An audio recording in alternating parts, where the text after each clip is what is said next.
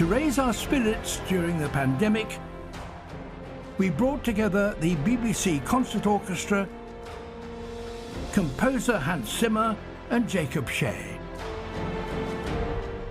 to create a visual and musical feast. This is Planet Earth, a celebration.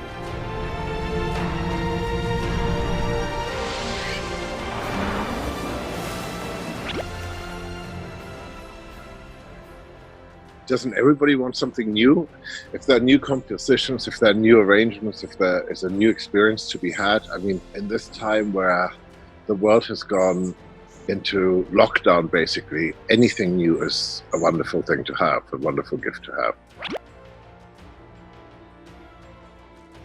The whole point of why I like working with David Attenborough over the years is because David Attenborough, to me, is one of the most important human beings that we have on this world, with a message that truly affects us all. And so if I can contribute just a little bit of something, if I can spread the word, if I can make people feel the experience that he wants us to feel, then if I can translate his language and his vision into something other than words, I think that's what I want to do.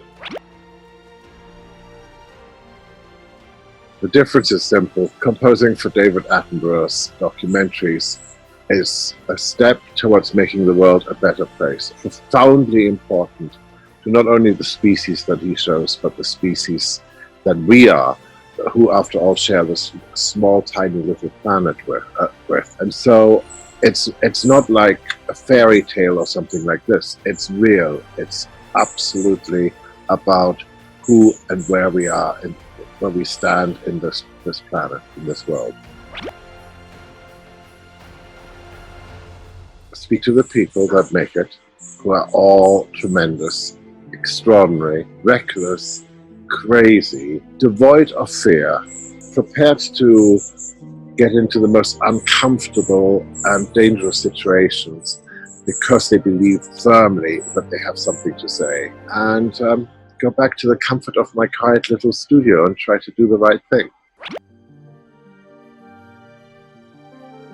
I don't think about maintaining a strong personal style, quite the opposite. I try to embrace the strong personal style of the subject matter and serve the subject matter, but not serve it slavishly. I mean, I try to bring my voice into it. I try to enhance it by bringing some originality into it. I think that's the only way you can do it. Never listen to your director, basically.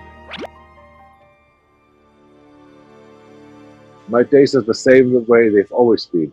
Get up, sit down in front of your computer, try to write a decent tune, fail miserably, go back to bed at about 3 o'clock in the morning, get up again, do the same all over again. Nothing has changed. You know, somebody says, hey, it's the weekend. I'm going, oh, great, less phone calls, more time to work. Loads of things. Gypsy jazz, Beethoven, Yuya Wang playing Prokofiev, Alexei Igudisman playing, I don't know what he was playing, but it was certainly different. My friend Atli Overson's latest album, anything Pharrell sends over, Kendrick Lamar, Mozart's Requiem, Mahler's Second Symphony, which you could consider a requiem. So yeah, been all over the place, been all over the globe.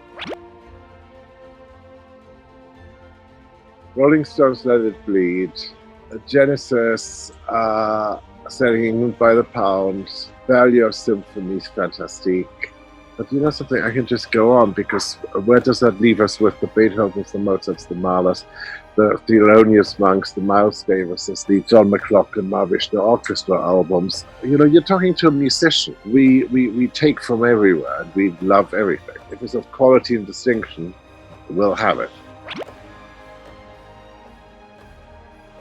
Not to embarrass myself, not to embarrass the members in my band, to give the audience a true experience, to put everything into it, and by the time we get to the last number, to be able to maintain standing upright and not collapsing and dying, because you really do put everything into it.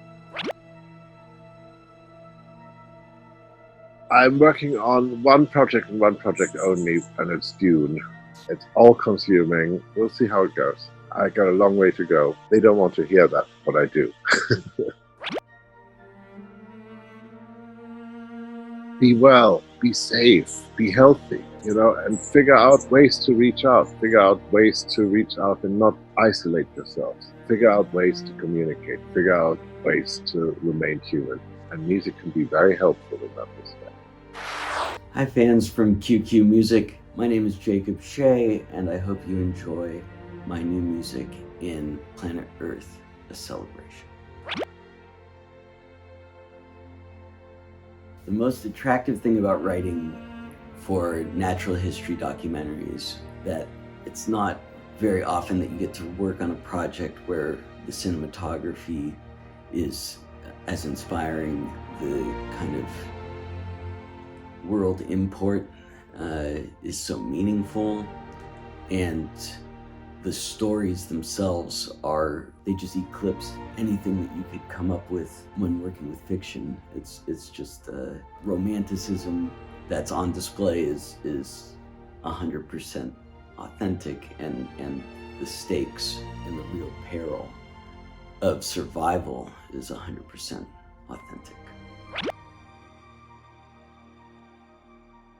I think the role music plays in these natural history documentaries is pretty important. I think the kind of way I view it is to kind of showcase from an emotional perspective what the animal or group of animals is experiencing, and have that be front and center at all times. A vicarious approach is how I would describe it. So like, even if it's an insect and they're battling kind of the biggest predator that they encounter, the music should reflect the kind of enormity of the challenge. I guess what I would share from behind the scenes is when we recorded the live orchestra, everyone, because of coronavirus, had to be spaced 6 feet apart.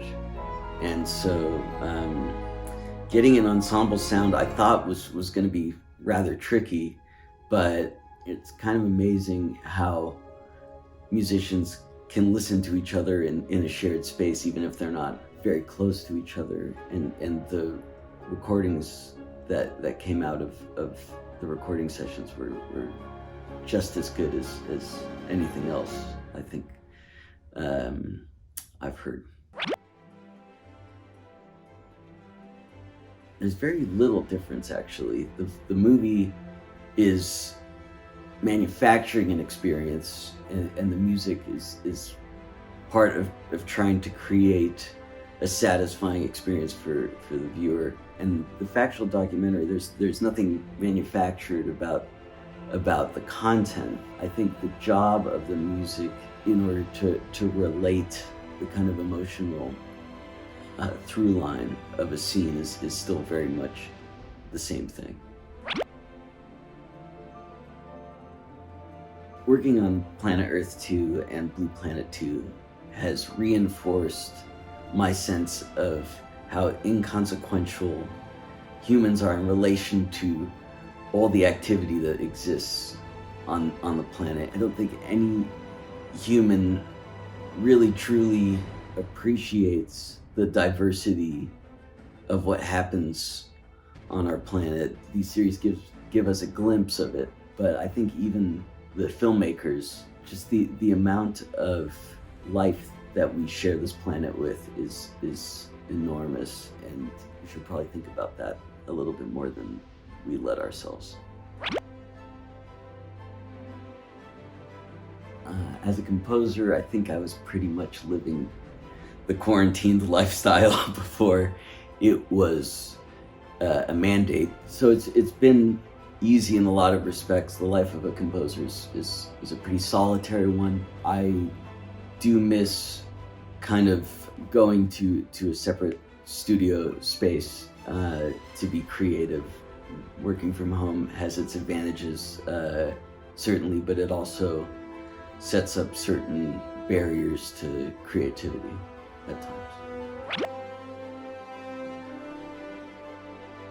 been listening to a lot of like stuff that I was into in high school, kind of reconnecting with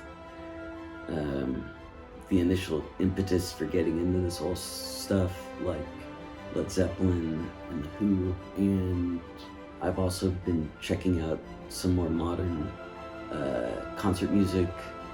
Caleb Burhans is someone that I've been listening to, and Thomas, I don't want to butcher his name, but Ades or Ades, those guys are both phenomenal.